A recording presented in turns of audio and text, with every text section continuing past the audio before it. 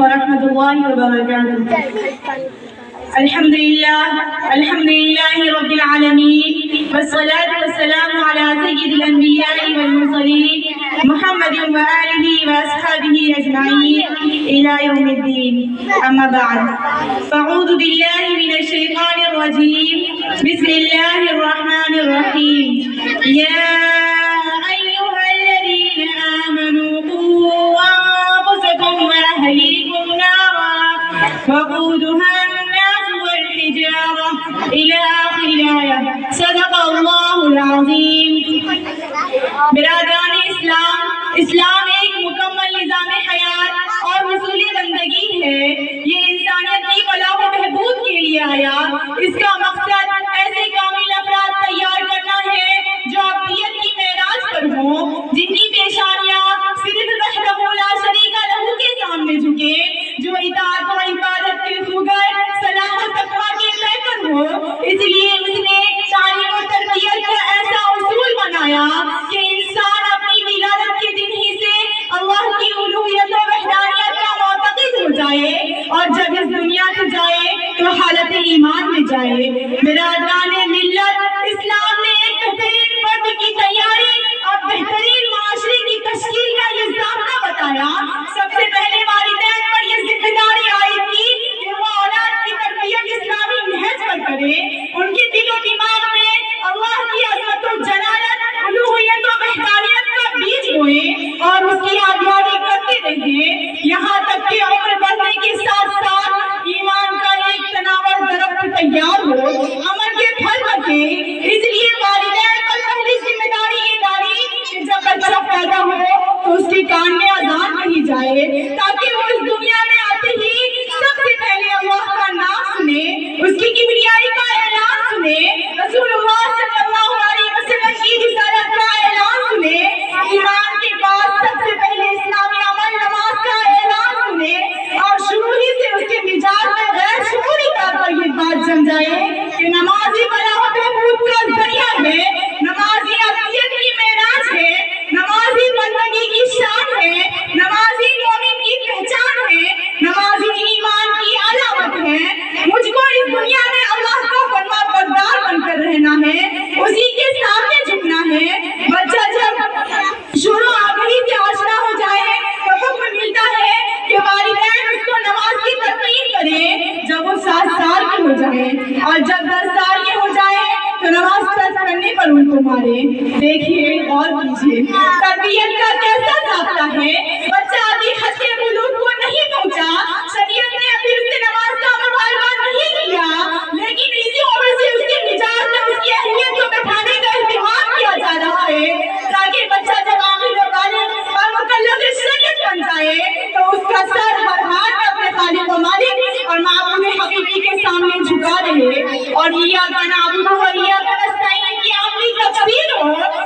شرک کی اجازت کی چھتری بھی اس کے دامن ایمان پر نہ پڑنے پائے۔ برادران اسلام، اولاد کی تربیت میں والدین کا کردار ہی سب سے مؤثر کردار ہے۔ والدین وہ پہلا مدرسہ ہے جس سے بچہ ابتدائی باتوں کو سیکھتا ہے، وہ اپنے والدین کو جس مسلک پر عمل پیرا پاتا ہے اسی مسلک کو اختیار کرتا ہے، وہ اپنے والدین کو جس مسلک پر عمل پیرا پاتا ہے اسی مسلک کو اختیار کرتا ہے، وہ اپنے والدین کو جس عقیدے پر پاتا ہے اسی عقیدے کو اختیار کرتا ہے، اور جوان ہونے تک یہ عقیدہ و مسلک اس کے دل و دماغ میں ایسا راسخ ہو جاتا ہے کہ وہ دوسرا طریقہ اختیار کرنے پر تیار نہیں ہوتا۔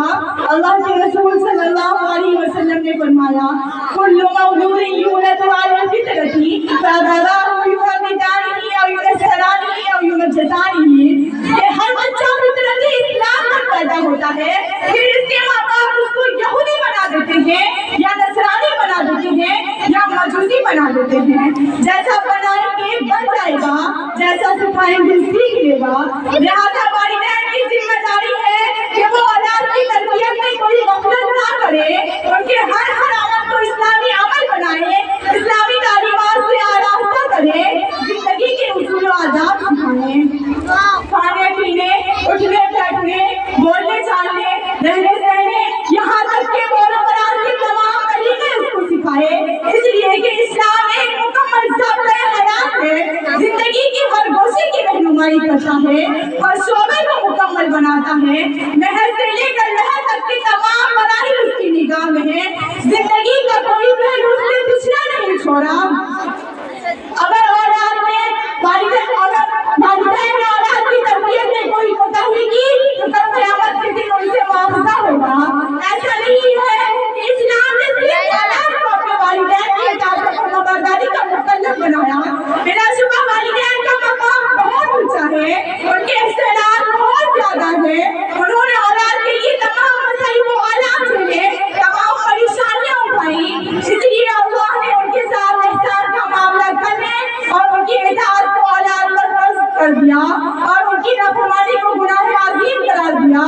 اور ان کو ڈانٹنے جھڑکنے سب کو سست کہنے کو ناجائز و حرام قرار دیا۔ لیکن ایک صالح فرزند اور اطاعت گزار لڑکا اسی وقت وجود میں آ سکتا ہے جبکہ والدین اولاد کی تمام حقوق ادا کریں۔